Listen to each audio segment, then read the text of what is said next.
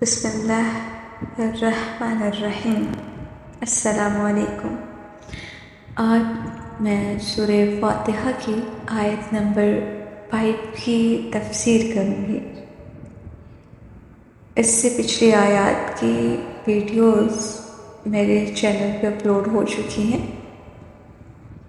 Kindly جس نے بھی پچھلی آیات کی تفسیر پڑھنی ہے اور سننی ہے تو میرے چینل پہ وہ ویڈیوز واچ کریں۔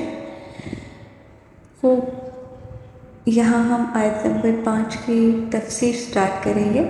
ایاک نعبد و ایاک نستعین، ہم صرف تیری عبادت کرتے ہیں اور تجھ ہی سے مدد مانگتے ہیں۔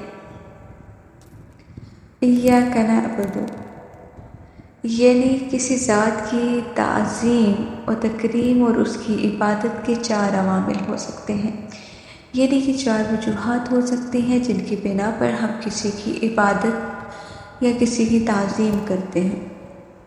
کمال، احسان، احتیاج اور خوف۔ اللہ تعالیٰ کی پرستش و عبادت میں یہ 4 عوامل موجود ہیں۔ کمال نمبر 1 جو ہے وہ کمال ہے، یہ نہیں کہ اگر کسی کمال کے سامنے یہ سارے تسلیم و خم کرنا ہے یا کسی کی تعظیم کرنی ہے تو اس عالم ہستی میں اللہ تعالیٰ ہی کمال مطلق ہے، جس میں کسی نقص کا کوئی شک نہیں۔ تمام کمالات کا منبع اور سرچشمہ اسی کی ذات ہے۔ آسمانوں اور زمین میں بسنے والے اسی کمال مطلق کی عبودیت میں اپنا کمال حاصل کرتے ہیں۔ سورہ مریم میں اللہ تعالیٰ ارشاد فرماتا ہے، جو کوئی آسمانوں اور زمین میں ہے اور اس رحمان کے حضور صرف بندے کی حیثیت سے پیش ہوگا۔ اسی طرح سیکنڈ آپشن ہے احسان۔ اگر کسی محسن کی احسان مندی اس کی وجہ بنتی ہے کہ ہم اس کی تعظیم کریں، ہم اس کی عبادت کریں، تو یہاں بھی اللہ کی ذات ہی لائق عبادت ہے، کیونکہ وہی رحمان الرحیم ہے اور اس نے اپنے اوپر رحمت کو لازم کر رکھا ہے۔ یعنی کہ سورہ انعام میں ارشاد فرماتے ہیں، اللہ تمہارے رب نے رحمت کو اپنے اوپر لازم قرار دیا ہے۔ اسی طرح تھرڈ پوائنٹ جو ہے وہ احتیاج ہے، یعنی کہ عبادت کا سبب اگر احتیاج ہے تو یہاں بھی معبود حقیقی اللہ ہی ہے، کیونکہ وہ ہر لحاظ سے بے نیاز ہے اور کائنات کی ہر چیز اس کی محتاج ہے، اور پروردگار کسی چیز کا محتاج نہیں ہے۔ اسی طرح قرآن کی سورہ فاطر میں اللہ تعالیٰ ارشاد فرماتا ہے، اے لوگو تم اللہ کے محتاج ہو اور اللہ تو بے نیاز اور لائق ستائش ہے۔ اور فورتھ پوائنٹ جو ہے وہ خوف ہے۔ اگر وجہ تعظیم و عبادت خوف ہے تو خداوند عالم کی طرف سے محاسبے اور مواخذے کا خوف انسان کو اس کی طرف متوجہ کرتا ہے۔ وہ جانتا ہے کہ ایک دن اسے اللہ تعالیٰ کی بارگاہ میں پیش ہو کر اپنے اعمال کا حساب دینا ہو۔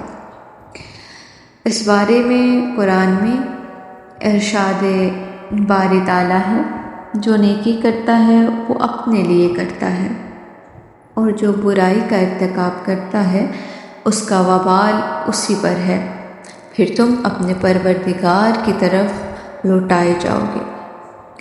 رحمان الرحیم رب العالمین اور روز جزا کے مالک پر ایمان لانے کا لازمی نتیجہ یہ ہے کہ عبادت صرف اسی کی ہو، کیونکہ ہم نے پچھلی آیات میں اب عبادت کے تمام عوامل جو ہیں ان کو بیان کیا ہے۔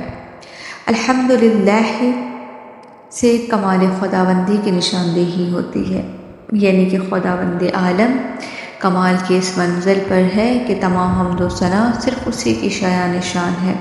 رب العالمین سے عبادت کا دوسرا عمل احتیاج سمجھ میں آتا ہے، یعنی خدا ساری کائنات کا مالک پالنے والا ہے، باقی سب اس کی تربیت کے محتاج ہے۔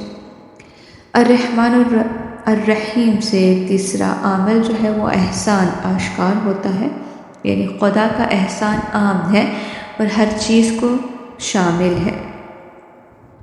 مالک یوم الدین، اس کے ضمن میں چوتھا عامل خوف بیان کیا گیا، یعنی کہ قیامت کا یقین اللہ کے عدل سے خوف کا باعث بنتا ہے، ورنہ ذات الہی سے خوف کا کوئی معنی نہیں ہے، وہ تو رحمان و غفور ہے، لیکن ہر اعتبار سے عبادت صرف اسی کی ہو سکتی ہے۔